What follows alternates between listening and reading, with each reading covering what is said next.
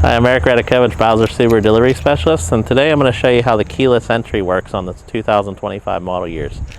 So all the key fobs look like this, and they have 3 buttons. The top one locks it, the middle one will unlock it, and the bottom one opens and closes the trunk or unlocks the trunk depending if it has a power rear gate or not. And the last one is a panic if you lose it in a large parking lot. On the back there is a little silver button. It's really hard to see, but if you press it down and pull out, it comes out with a key. So this key will unlock the car if the regular car battery does die, or the key fob battery dies.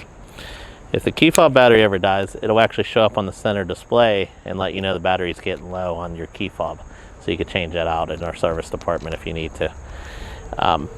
But if you want to unlock the car from a distance, you can hit the blue button once. It'll unlock just the driver's door. Hit it twice, it'll unlock all 4 doors.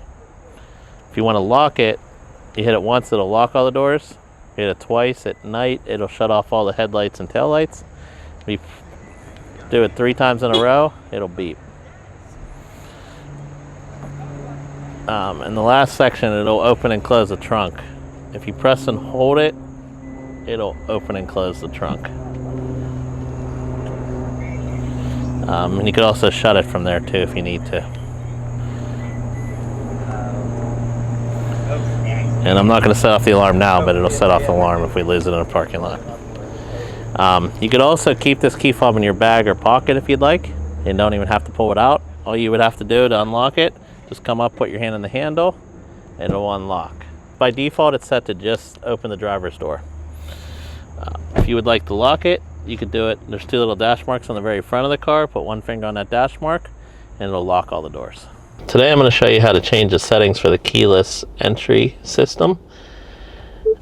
So you select settings and you're going to select car, and then it's the 3rd one down.